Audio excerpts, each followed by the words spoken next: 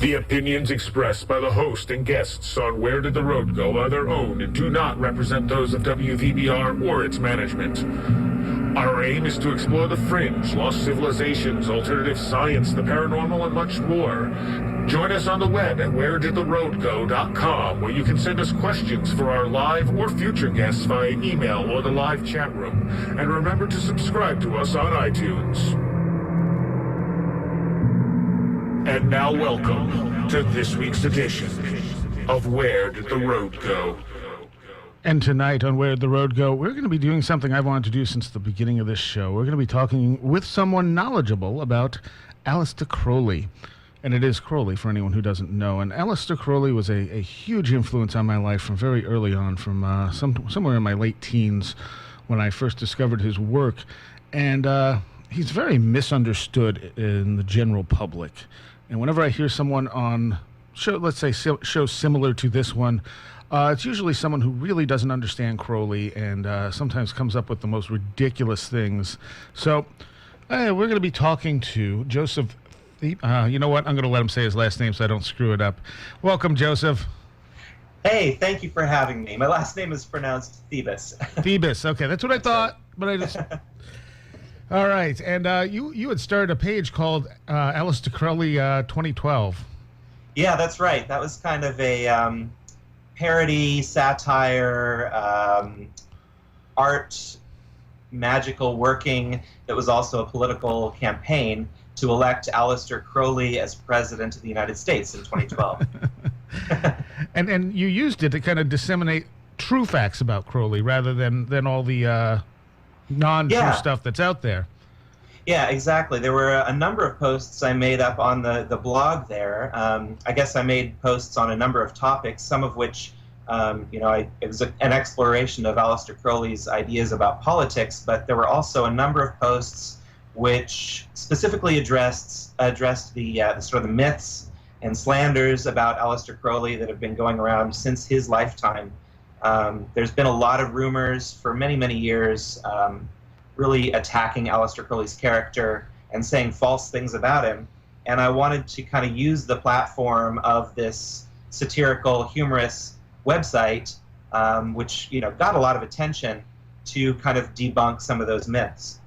And it's still there, and people can check it out. It's, ac2012.com? Yep, that's right. And you have a lot of stuff up there, and you have some really cool merch up there, too. Oh, thanks. Yeah, some T-shirts and stuff like that. I'm hoping they'll still be hip, even though it's 2013 now. All right, why don't you tell us a little bit about yourself and how you got interested in Crowley and what you're doing now? Sure. Well, I guess I got interested in Aleister Crowley. I was pretty young. I grew up in a household that was, fairly intellectual, and I was really exposed to a lot of philosophical ideas at an early age. And I guess I was about 14 years old, and I was playing role-playing games and card games and things like that. And I picked up the card game called Illuminati. I don't know if you've ever seen it. No. It's made by Steve Jackson Games. I was about 14 at the time, and I remember looking at it, and there was a really kind of thick rule book for it, and at the very end of the rule book there was actually a bibliography. And I was looking at the bibliography, and some of these books seemed to be non-fiction books about the Illuminati, and I thought, what on earth? The Illuminati is real? How can that be? And so I was looking at the bibliography, and one of the books on the bibliography was Robert Anton Wilson, his book called Cosmic Trigger, The Final Secret of the Illuminati. And I was in a university bookstore and happened to see this on the shelf and picked it up immediately, read it, had my mind blown. I think that was kind of my first introduction to the name Aleister Crowley, because his name appeared many times in that book. Right. And so I tried reading a little bit of Crowley at that point, but being 14, it was a little bit above my head, and so I kind of just stuck with reading Robert Anton Wilson for a long time, and then kind of moved on to Timothy Leary. But I kept trying to read Aleister Crowley, and I worked with his tarot, and I read what I could understand, and picked up a lot of his books actually at an early age. And I was interested in Carl Jung as well, and I was reading some of his work. as well as Joseph Campbell. And one thing that I was really interested in was going through some kind of rite of passage, or some kind of magical ceremony whereby I could start to kind of go on the inward journey to discover my own individual nature as a human being. And I knew that there wasn't anything like that in Western civilization in terms of just, the modern civilization. I wasn't getting a rite of passage in high school. So I was interested in going through initiation, and I knew about Ordo Templi Orientis, but I didn't know if it existed or not back then.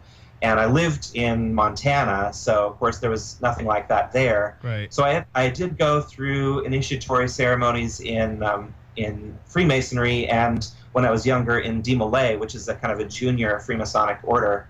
But I wasn't really satisfied with that. I really felt like, it varies everywhere you go, but where I was at, it really felt like a lot of people were kind of just in it to trade business cards, and they weren't really paying attention to how the rituals were really transformative.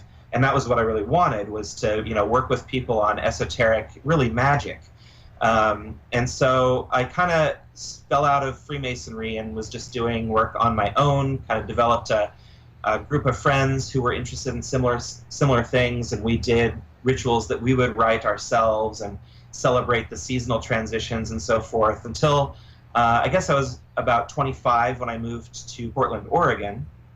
And in Portland, it's a larger city, of course, than anything in Montana. And when I got here, I didn't really know anyone else who was interested in magic or initiation or anything like that. And I'd kind of forgotten about Ordo Templi Orientis until I started thinking, like, gosh, where can I meet people who were interested in the same things I am? And then I remembered about OTO, and by then Google existed.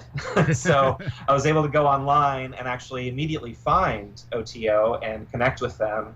And within a few months, I was actively involved, and really found that the work that OTO was doing was exactly what I was really wanting to do. There were, nobody was into it because they wanted to trade business cards, or it wasn't an old boys club. It was really a group of people who were getting together in order to perform rituals and help transform people's lives. So that's how I kind of got involved, and that was in 1999 that I first joined Ordo Templi Orientis, and that, of course, is Aleister Crowley really kind of founded the OTO as it exists today. Right, and so, of course, OTO is the abbreviation for that. Right, exactly. All right. Well, let's talk about Crowley's early life. He was a part of the Plymouth Brethren growing up. Right. Or really, his parents were, and so he was by default. Right. Yeah. And exactly. They don't exist anymore, do they? I think they do. I haven't looked really carefully at them, but I believe they still exist. They're small, but yeah, they were or are a very strict kind of fundamentalist Protestant group. And yeah, Aleister Crowley was raised strictly in that, and he actually, was forced to memorize large sections of the Bible and things like that. And he greatly resented a lot of things about his upbringing. And he was also criticized heavily for asking questions about the Bible as well. Yes, very much so. Yeah. So, but didn't he kind of revered his father, didn't he? He did, and I don't know. I don't know exactly, things that he's written about. I don't have quotes off the top of my head, but he really had a bad relationship with his mother. Yeah. Although on occasion there were good points about it. Pretty much Crowley hated his mother, and his mother was really the one who was really strict with him, especially after his father had died. Crowley felt really alienated by his mother, and eventually, I think, his first break away from Christianity was in part because of his mother. But luckily, he found some other people that he worked with, and when he went off to school, he found a number of people that were more sympathetic to his views. Yeah, but he definitely rebelled strongly against that. And his mother's the one who gave him the name the Beast, isn't she? Yes, she used to call him the Beast, and later I think Aleister Crowley came to realize that there was more than just a nickname in that. So the good part of the first part of his life, he was mountain climbing as well. Yes, that's right. And He's actually gained quite a bit of fame as a mountain climber. In fact, I know a couple people who have a lot of Aleister Crowley's books, and they had some friends over once who were mountain climbers, and their friends saw these books by Aleister Crowley on the bookshelf, and they said, "Well, he writes books too? I thought he was just a mountain climber." Wow. So they didn't know about him except as a mountain climber. But yeah, he was part of the first European party anyway to climb K2, which is of course the second highest mountain in the world. So, all right. And how did he get involved in the more esoteric elements of life? Well, I don't off the top of my head recall the story of how he became interested in it, but he first joined the Golden Dawn when he was very young, early 20s. He joined the Golden Dawn and advanced very quickly through that, the Esoteric Order of the Golden Dawn in the UK. He advanced very quickly through that, and it was right around the time of the Golden Dawn kind of breaking apart that he became active and excelled in it. And he kind of played a hand in the Golden Dawn falling apart as well. But yeah, so after the Golden Dawn fell apart, he went on to found his own orders. Of course, he also went to Egypt and received the Book of the Law, which is where we get the religion he founded called Thelema. Right. Now, Yeah. the Golden Dawn, do they still exist in some form today? Yeah, the Golden Dawn, there's a few different groups that have formed. I don't think that there's a continuity back to the original Golden Dawn, because it pretty well broke up, but then since then, there have been a number of groups who have kind of tried to reboot it. There's actually a Thelemic Order of the Golden Dawn.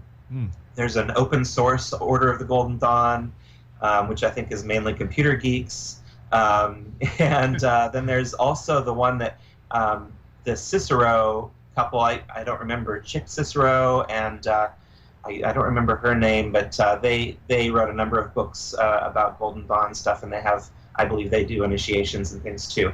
So it's really kind of some Golden Dawn revivals that exist out there. Now, Crowley was really critical of the way they were doing things, wasn't he? Well, yes. I think that he really saw that there was a lot of gossip and slander and politics and drama, like you get in any group of people. Right. But I think he was especially upset at the way that Mathers was being treated, and he was the head of the order at the time, and Crowley really sided with him, and a lot of other people were against him, and that kind of schism just kind of broke apart the order. Now, go ahead. Oh, and I think then later Crowley and Mathers fell apart, and Crowley ended up going off and doing his own thing. Okay, well, weren't he and Mathers kind of friends near the end as well? That I don't know. Okay. Towards the end of Mathers, I believe Mathers died first. I don't know if they were friends later or not. Okay. A lot of these details too about all that are also kind of debatable as to to whether they were friends or not.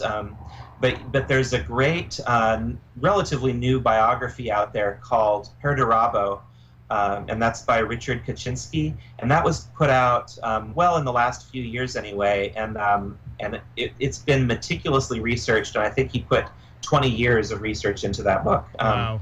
I really think it's the best biography that's out there now. Wow. Okay. There is so much contradictory information on Crowley out there. That's true. Crowley. Uh-huh. and for everyone who knows, it is Crowley, and Crowley used to say rhymes with holy. That's right. Yeah. In fact, he wrote a poem where he rhymed it with holy, and that's how we know.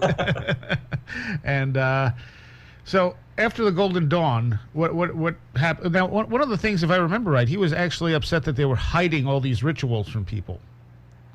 Yes, and he really felt that that secrecy was the enemy of truth, or mystery was the enemy of truth, and he felt that everybody should have the information about how to do magic, and so he sought to publish all of the material of the Golden Dawn, and he did so in a publication, a journal called The Equinox.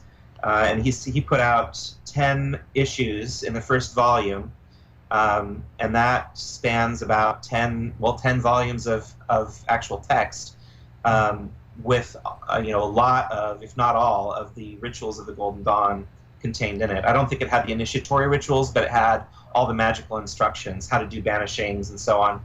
And so when he published that, a lot of the Golden Dawn people were really upset with him because that was supposed to be secret. But Crowley didn't feel like it was worth keeping secret because this was information that everybody should have, is what he felt. Of course, in Crowley's orders, he has secrets, but they're not the same kind of secrets. He doesn't keep secret how to do magic. What he keeps secret are the kind of modes of recognition so that people who are members of the organization can recognize each other. And the initiatory rituals themselves are secret because they're kind of like, well, they're meant to have a kind of a psychological impact on a person, and part of that impact is the surprise, not knowing what's coming next. Because that mystery of not knowing what's coming kind of puts you in a heightened state of awareness, so that then as the ritual progresses, the symbolism and the magic of it really makes a deep impression on you. So that's kind of why Crowley's rituals in the say like the Ordo Templi Orientis are secret, but he doesn't keep secret things like what the teachings of the order are, or what how to do magic or things like that. Now, he kind of redefined or more narrowly defined what magic is and what black and white magic is. That's true. He came out with a definition, and he tried to really make his definition kind of a rigorous and almost scientific definition of what magic is. And in a way, he kind of reclaimed magic in the modern post-Enlightenment era by saying that all magic is the act of causing change in accordance with your will. And your will is, people say, well, what do you mean by your will? Is that just like whatever you want? But I think Crowley meant by will that it's really your inmost nature. So in other words, when you do magic, it's anything that's actualizing your inmost nature and making that manifest in the world. And he even uses examples like writing a book in itself is a magical act, and you take magical weapons such as the pen and the paper, and you go into holy meditation by thinking about what you're going to write, and then eventually you call up demons like the publisher and you get them to do your work for you, making sure that it gets out there in the world. And so anything, he says, any intentional act is a magical act. And he, in one letter, he writes to someone who asked him why anybody should do magic, and he says, well, you're going to do magic anyway, so you may as well practice and get good at it.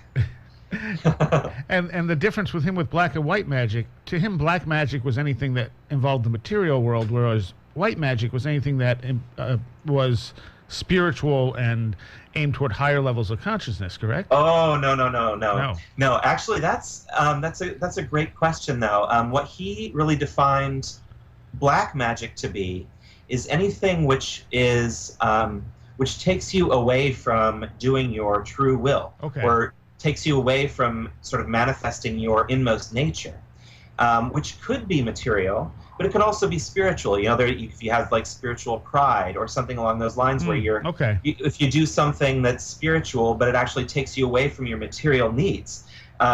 If you do anything which takes you away from fulfilling your will, that's kind of what he saw as black magic, and that includes interfering in someone else's will. By, say, forcing someone to fall in love with you, for example, when that's not really in their nature to do, that would be black magic. Okay. And he really defined white magic as anything which is in line with your will. And it's an interesting distinction because kind of the way you described it would be a definition that would be applicable for about the last 4,000 years prior to Crowley, going back to Plato, where basically you have this kind of this dualistic idea where the spirit is exalted and the flesh is considered evil. You have this kind of dualism, and everything that's spirit is exalted, and everything that's flesh is avoided. Whereas Aleister Crowley, once when he came around and received the law of Thelema, it kind of collapsed this dualism because it really sees the body and the spirit and the mind as united, holistic parts of an entire spectrum of being, which is all divine. And so the idea is that you want to manifest your true nature, and that is in its totality: material, mental, intellectual, emotional, and spiritual. So yeah. Okay, all right. That's actually a way better definition, honestly. I haven't actually read Crowley. I haven't studied Crowley's stuff in quite a few years, so some of it Sure. I'm a little rusty on. Well, I have studied Crowley very extensively for many years, so some of this stuff is like I'm just like rattling stuff off that I've said a lot of times, so this is no problem at all. Good. Now, so after the Golden Dawn, he moved on to what? Well, he in 1904, he kind of was of the mind of setting magic aside and kind of taking up the life of a bourgeois family man. And he met a woman named Rose Kelly, who was betrothed to someone as an arranged marriage that she didn't want to marry. And Aleister Crowley said, well, we could just go get married right now, and then they wouldn't be able to marry you off to this other guy, and you could go do whatever you want. I'm not going to hold you to, being a stay-at-home, cook for me and clean for me. You can go do whatever you want. Just it'll be a marriage in name only, and that way I'll kind of save you from this situation. So she said, great. They went off. They eloped. And then they fell in love. And so they went off on a honeymoon to Egypt, and Crowley had, he wasn't an aristocrat, but he had a substantial amount of money for a while anyway that he used to go on honeymoon with her for quite some time. And while they were in Egypt in 1904, it was early spring 1904, they stayed, he kind of bribed some guards and so forth to get them into the Great Pyramid. And they got to go up into the king's chamber for their honeymoon. And he wanted to impress her with magic at that point. And he hadn't been practicing magic in a while. He had started doing the Abermellon operation back in Scotland, but kind of abandoned it. So he was going to just kind of impress her by evoking the sylphs to light up the interior of the chamber, which he did, and they lit up the chamber, and she wasn't impressed apparently. But she did go into a trance at that point, which he thought was strange because she hadn't had any magical experience and had no interest in magical things. So he was a little confused by the fact that she went into a trance, and he didn't really quite believe her at first. He thought maybe it was an act. Mm-hmm. But she kept saying things like, it's all about the child, and they're waiting for you, and this kind of thing. And he thought, okay, so who's waiting for me, or what's the child? And she said, it's Horus. And she said something, I don't remember the exact phrasing. She said something about how he was upset with Crowley for not having invoked him, and Crowley remembered that he hadn't, and that was kind of the first thing that led Crowley to think maybe there's something to this. And so, and forgive me, I don't have all the details memorized, but he and she then went to the Bulaq Museum, which is now the Cairo Museum in Egypt. I don't know the current state of that, by the way, since the riots and everything, but that was the one that was getting broken into and stuff during the recent riots. But they went to that museum, and I don't think it was in the same location, but he said, okay, so Horus is talking to you. Why don't you show me who Horus is in here? Point him out to me.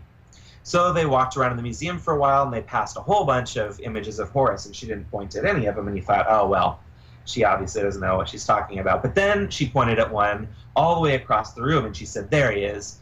And so they walked over to it, and sure enough, here was one of the forms of Horus on this stele. It's a funeral stele, which is it's like a grave marker in a way, and it has a prayer written on it, written in the voice of the dead person. And this was the funeral stele of Ankafna Khonsu. And Crowley noticed that the catalog number on because each of the pieces in the museum had a little number attached to it, and then you could look it up in the catalog and read about it. And this number was 666. And he thought, well, that's pretty odd. And then he proceeded to ask her a series of, I don't know, it wasn't 20 questions, but it was a bunch of questions about Horus, like what his color was, and what his number was, and things like this. And she got all of those questions correct, according to the Golden Dawn teachings of the correspondences. And so he thought, okay, they're waiting for me. Tell me what to do. What am I supposed to be doing? What are they waiting for me to do?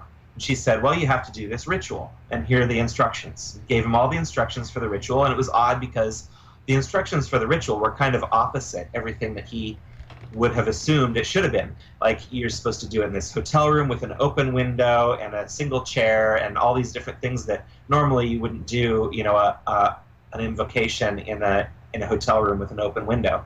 But he went ahead and did the whole ceremony as she described it, and on 3 successive days he did it at noon. And on each of these days, as soon as he finished the ritual, the invocation of Horus, a voice came and dictated to him for 1 hour on each of the 3 successive days, and he wrote down everything that the voice said. And this transcription became the Book of the Law, which is kind of like the central holy text of the religion that Crowley founded, called Thelema. And so once Crowley started Thelema, it actually, at first he didn't take it seriously. He completely denied it initially, didn't he?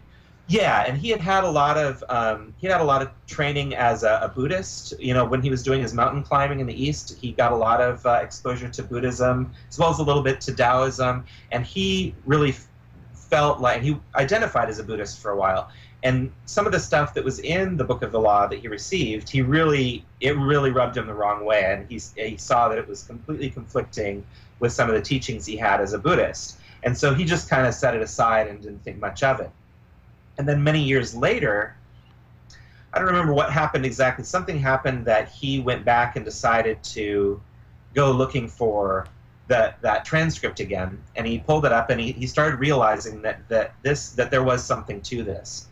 And I think it wasn't until 1915 that he fully accepted his role as the person who brought this kind of new revelation to mankind. He really felt like this was a revelation in the same way that say the Ten Commandments or the New Testament were revelations to humanity, and in some ways you could even look at the Book of the Law as being kind of relating to Christianity in the same way that Christianity relates to Judaism, that it kind of overturns all the previous laws and establishes a new law. And so from the point in 1915 that he really accepted his role as the Great Beast 666, he then, kind of created, or he had been initiated in OTO already prior to the fact that he took it over. It existed, and he decided to revise the rituals of the OTO and start a new order called the AA, which is modeled after the Order of Golden Dawn. And both OTO and AA became Thelemic orders. So he incorporated the teachings of the Book of the Law into the core of the rituals of these 2 orders. And OTO is kind of modeled, it isn't really Freemasonry at all, but it's kind of, the structure of it is similar to Freemasonry, while the structure of AA is similar to Golden Dawn. Okay. Yeah. One of the things I found really interesting, and I was looking to reread his autobiography and find the bit where he had the chamber light up in the Great Pyramid, because, for instance, the guest we had on here last week, Gary Evans, researches the acoustic properties of places like that. Interesting. And apparently the entire King's Chamber is set to vibrate to sound. The acoustic properties through the whole Great Pyramid are all sound-oriented, and a lot of people, including Gary, now believe that it's meant to alter your consciousness. Wow, interesting. And that wouldn't surprise me. I mean, the Egyptians were into a lot of interesting stuff that we still don't fully understand, and I wouldn't be surprised at all. It's too bad, I mean, it's probably was a lot easier back then to get into the king's chamber than it is today. But I would love to do some experiments like that. Yeah, well, you can get in, but it's limited time, and it was a lot easier back then. Yeah. Because I don't think you're going to be easily spending the night in there like he did. Right, exactly. You'd have to be coming up with a lot of baksheesh, what they call the bribe money. Yeah. Now, one of the things that he gets criticized for here and there is this kind of his view of women, which seems to be contradictory here and there throughout his writings. Yeah, that's a good point. He really was very conflicted about women, and to say the least, really. In his personal writings, where he was writing, for example, in his autobiography or in his diaries, you'll find lots of places where he says some really negative things about women. And a lot of those, he is not very clear in his writing, but I think it's if you look at the total of his work, it seems like he's really criticizing the way women were in his time and place. And I think that he really recognized that women didn't have to be the way they were in Victorian England, which was very repressed, and not educated. Unfortunately, a lot of women in that time and place didn't have much of an education, and I think that he really was critical of that. But in his spiritual writings and in his ritual, and in his interpreting, for example, the Book of the Law, he was adamant that women and men are exactly identical in every respect except for our physiology.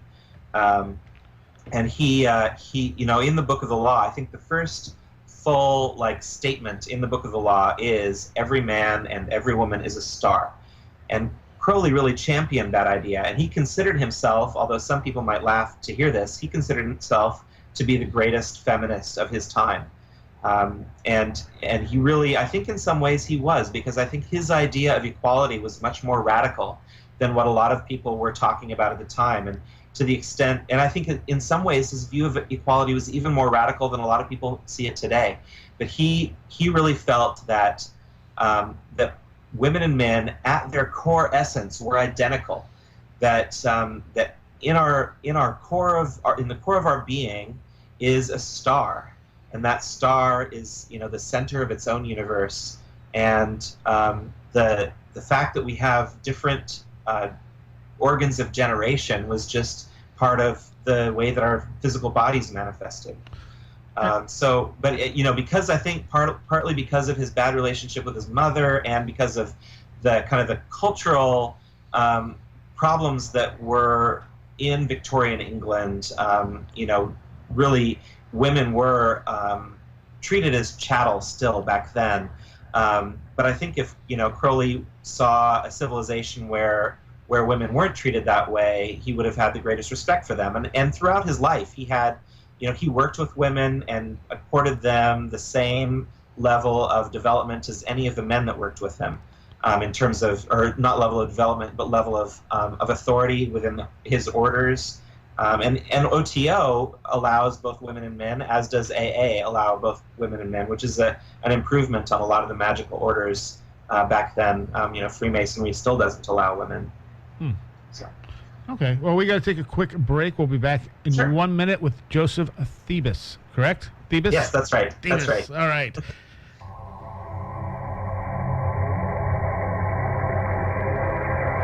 The opinions expressed by the host and guests on Where Did the Road Go are their own and do not represent those of WVBR or its management.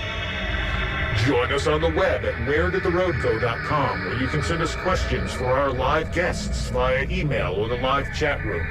You can also check out our upcoming schedule, blog, links section, book reviews, videos, and links to our Twitter, Facebook, iTunes, and much more. That's wheredidtheroadgo.com. And tonight on Where Did the Road Go, we've been talking to Joseph Phoebus about Aleister Crowley. And one of the things I think a lot of people don't realize is Crowley had a great sense of humor. Yeah, he really did. And you really find this when you read his books, and there's so much humor packed in every single one of his books. It's really hard to miss. And I think that sometimes people miss his jokes and they take something seriously, and because of that, it creates a myth about him. Like, for example, one of the funniest things I think he's ever written is the bit about sacrificing a male child, which I don't know if you're familiar with that. Oh, yeah, very much so. It gets passed around the internet all the time as an example of Aleister Crowley sacrificed children, and he was such a horrible person. But of course, Aleister Crowley would never sacrifice a child. And what he did was he wrote a lot of erotic poetry, and he was one of the first, homoerotic poets to be published in the UK. Because back then, being openly gay was you could be in prison and doing hard labor if you were found out to be gay. And Oscar Wilde died in prison around that time because of it. And Aleister Crowley was bisexual, and he wrote poetry, erotic poetry, both heterosexual and homosexual erotic poetry, and he tried to publish it, and he would publish it under pseudonyms, and he'd publish it in Amsterdam and then ship it over to the UK and things like that to kind of get around some of the laws. And they burned a couple of shipments of books. I know they burned almost all of the first printing of White Stains, which is a book of homoerotic poetry, and he, as a joke, what he did was in his book Magic, he has a chapter on he talks about basically masturbatory ritual, doing sex magic, where it's you're masturbating instead of having sex with another person. Sex magic is a major part of the Western magical tradition, and Aleister Crowley had a lot to say about that subject, but he was concerned about the fact that anything really talking about sexuality was likely to get burnt because both the UK and the United States were so puritanical at the time. And so what he did was he referred to masturbation as child sacrifice. And it's really obvious if you read the whole chapter where that quote shows up, like, it's really obvious that he's talking about masturbation. And that's why it's so funny when people throw around that quote, because it's like, you didn't read that. It's just that they didn't read the chapter if they think that actually means child sacrifice. But yeah, it's funny. So basically, he was making a joke saying, okay, so the censors are going to let through something that says sacrifice children, but they won't let something through that even alludes to masturbation.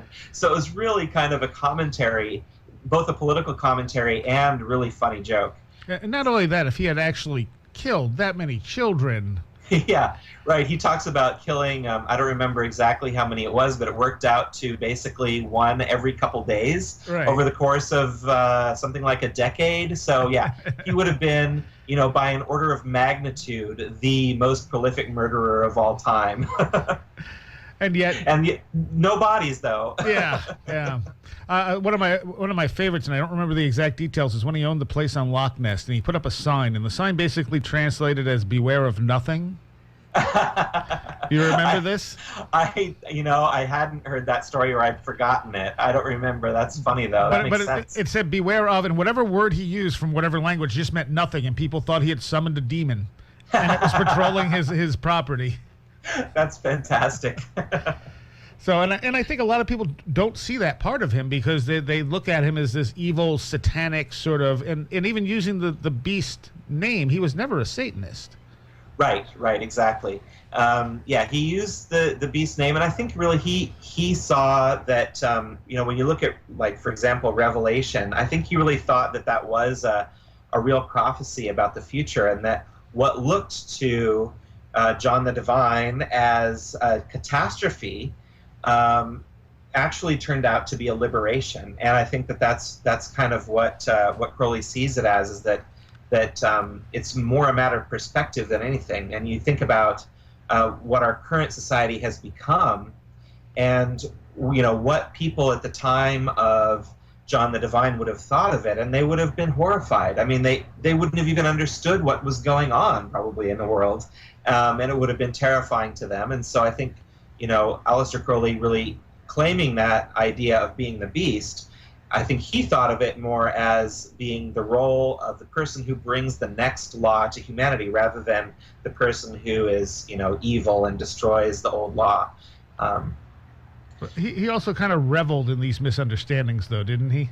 Yeah, he absolutely did, and I think that to a certain extent, he also felt that was part of what would cause his message to spread. The controversy and the tabloid journalism would actually cause more people to become interested over time, because he noticed that what's that old saying? There's no such thing as bad publicity. That the more people talked about him in whatever light, the more people found out about Thelema and this teaching that we should all look toward our inmost nature to find what we should do in life, rather than trying to adhere to some ancient code of morals. And so I think that he did revel in the controversy, and I think to a certain extent he enjoyed the limelight as well. Okay. So. What about his political stance on things? This is part of the reason you made the AC 2012 page. Yeah, that's a good question. I think the way that the AC 2012 came about, I was really disappointed in all of the options for president. Well, going back to the 90s, actually, right. I've never, in my entire adult life, I've never actually voted for a Republican or a Democrat. For president anyway. I vote for, I vote a little bit more seriously when it comes to the local elections and things like that. But for the president, I've for a long time felt that it kind of really it's a show. That it's the corporations that kind of use their lobbying budgets to kind of manipulate politicians into doing whatever they want. And I kind of see this happening on both sides of that political coin, and I also think that these sort of ideals that get set up, like democracy or I'm just trying to think, like all the political ideals of the two major parties, or any political party really, they end up being kind of a thing that fascinates people and gets them to vote for something that then turns into something else. Like, I really think that the ideals blind people to what really goes on in politics, and people get, really loyal to their party, and they become very partisan, and they will attack each other. And in all that fighting, the central message of what's really important gets lost. And I think that Aleister Crowley's political ideas, he actually has a number of political essays that he's written, and everything that he writes is really kind of grounded in the philosophy of his sort of new religion of Thelema. And what he says is that all of the political theories, whether it's democracy or communism or fascism or socialism, all these sort of idealistic political theories are really bankrupt when it comes down to it. And they can all be corrupted. They can all turn into a system of oppression. And likewise, they can all be used for good, depending on how, kind of what the guiding principle is of the people who are implementing it. And what he really championed was this idea that regardless of, don't look at political ideals and say, you're this label or you're that label. Look at individual policies in their time and place and see what is going to actually help people the most, in that situation. And this is why we see, Aleister Crowley would advocate, things that seem maybe socialistic or communistic on the surface, like, guaranteeing 6 months of welfare for all pregnant women, or things like that. And then on the other side, you see him railing against the idea of having traffic lights, traffic signals, because he felt that that was an encroachment on individual liberty.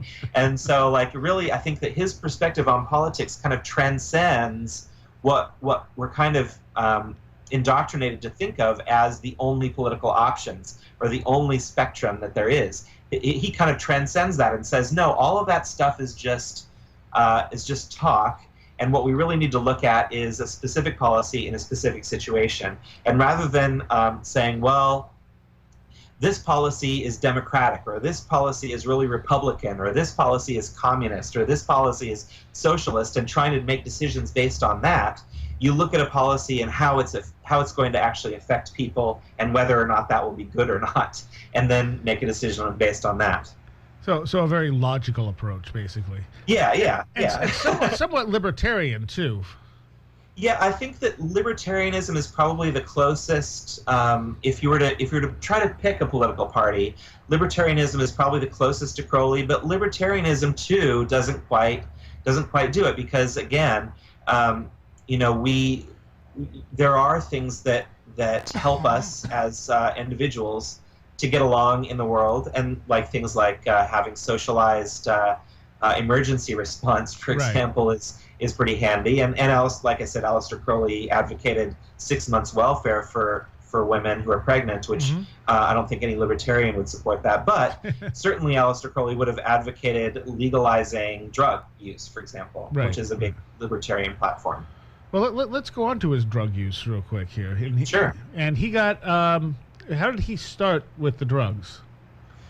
Well, originally he had a bad case of bronchitis, and he had kind of respiratory issues going back to childhood. But he had bronchitis, and he was prescribed heroin, as would happen anytime in those days, and became addicted to it through that. And this was around the 1900s, early around the turn of the century, wasn't it? I don't recall exactly when he was originally prescribed heroin, but as time went on, I mean, he certainly experimented in other drugs. It's pretty likely that he experimented in. I'm pretty sure he did experiment with mescaline while he was in Mexico. In I don't remember the year. I'm never good with years, but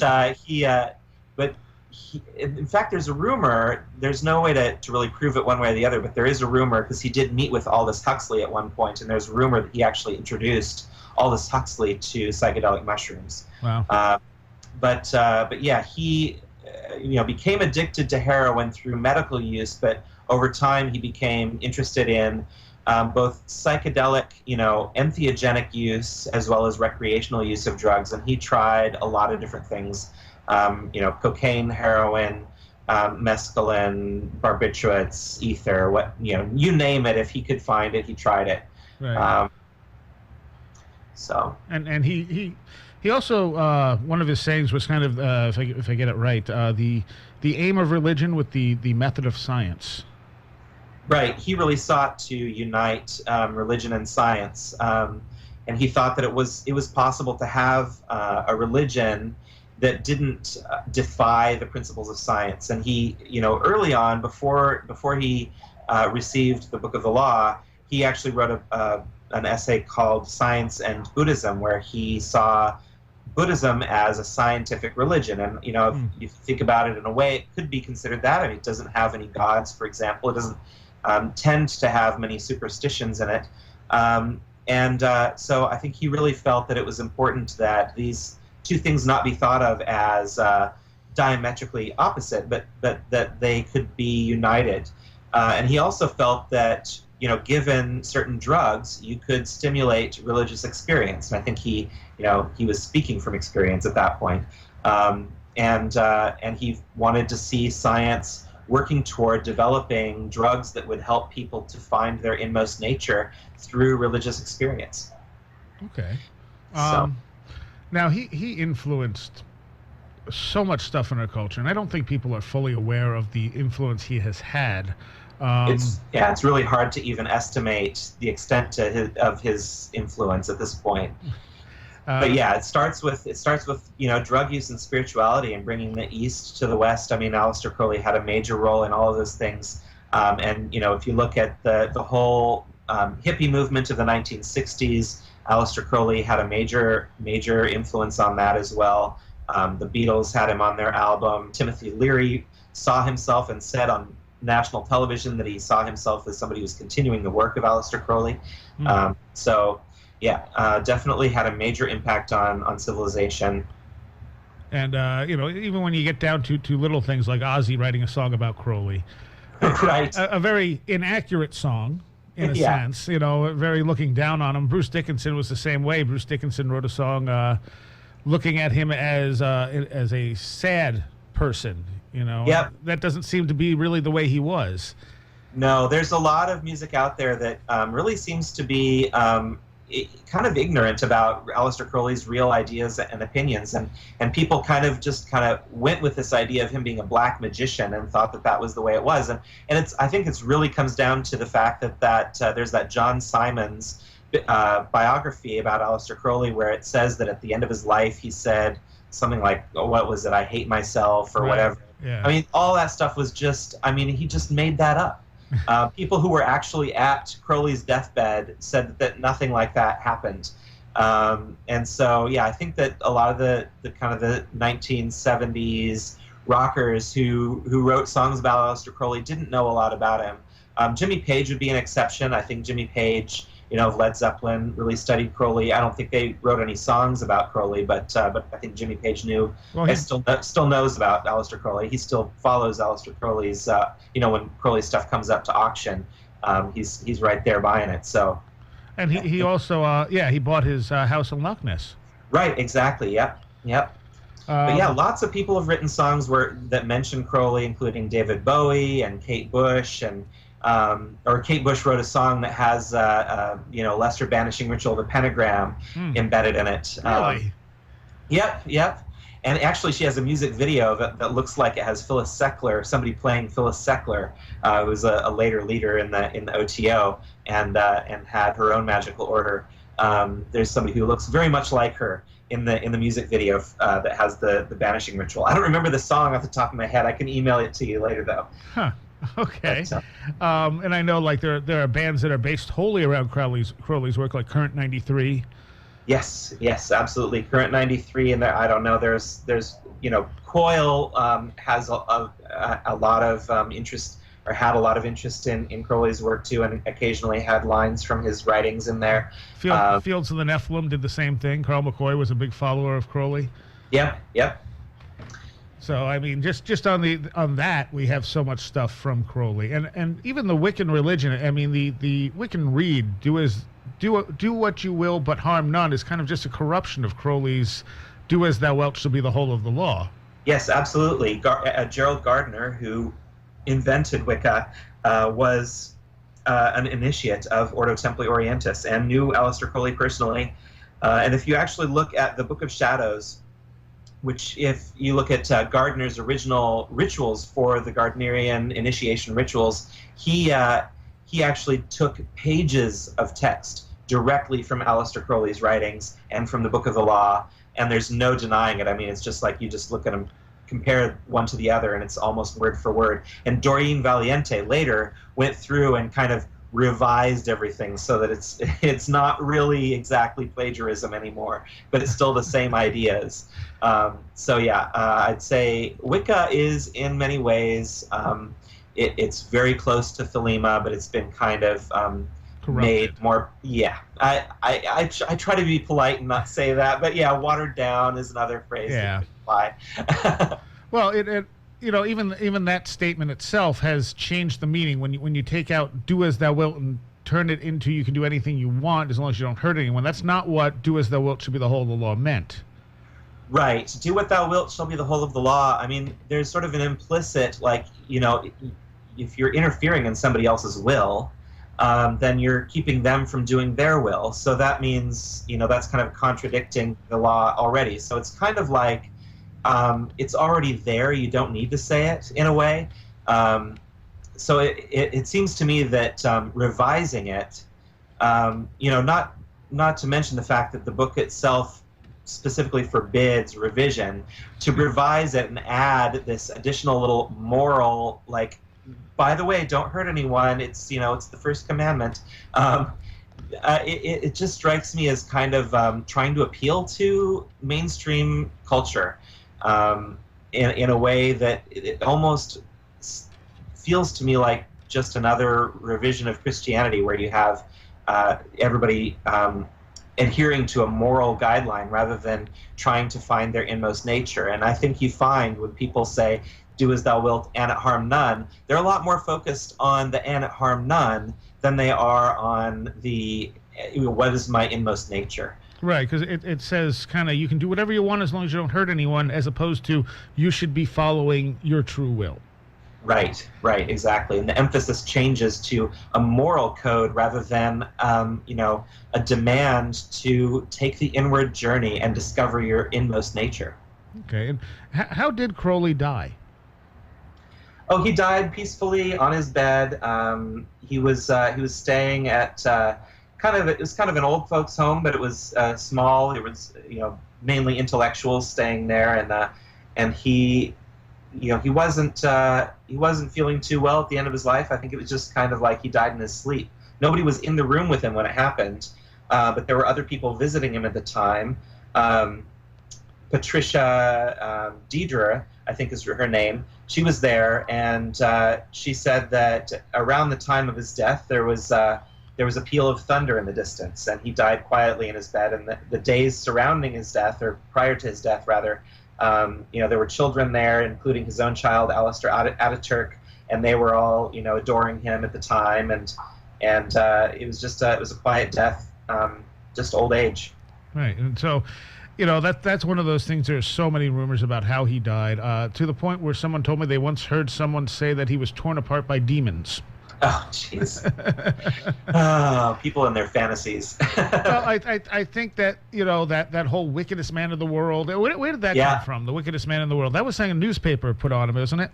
Yep, exactly. Crowley wrote these rites of Eleusis that were sort of dramatic rituals, and he kind of produced them and opened them up to the public, and he was hoping to kind of drum up some publicity for his magical orders. And so he invited some reporters to come and observe these rituals. And, there was incense, and it was dark, and there was, drumming, and all these things were kind of scandalous to have in Victorian society. And so the tabloids kind of ran with it, and that's where that came from. Is one of the tabloids said that he was passing around drugs, which he wasn't, and or he may have been, but they weren't. It would have been in the form of some kind of like a drink, and they would have been some kind of like probably a psychedelic drug. Right. That would have been used to enhance the experience rather than to manipulate anyone or anything like that. And it would have been legal at that time, of course. But they were of a different mind that he was an evil sex magician, and he had hypnotized women and all this horrible stuff. So they put that was where that came from. It was actually a tabloid that was really on the same level as the National Enquirer or the Weekly World News. It was called I think it was called the John Bull. And they called him the wickedest man in the world, and boy, that stuck. Yes, it did. All right, well, we're just about done for tonight. Maybe we could have you back on at some point. I'd love to. We've really just scratched the surface of Crowley and the different stuff he's done and taught. It's true. You have a podcast, though. Yeah, I'd love to plug that. It's called The Speech and the Silence. And it's all Thelema all the time. So basically, it's various people talking about different magical teachings and Thelemic philosophy, as well as there's music on the show, and it's all from people who are Thelemites, and their music is oftentimes inspired by the teachings of Aleister Crowley. And there's also announcements and news, and that comes on once a month, and it's speechinthesilence.com. Okay, all right. And what does Thelemite mean? Thelema, the word Thelema is Greek. It comes from the Greek, which means will. So right. The idea is that somebody who's seeking to find and do their will. Okay, all right. And that's kind of what he was all about in the end, is finding your true will. Exactly right. All right. Well, I thank you very much, Joseph. Thanks for having me. Fantastic hour.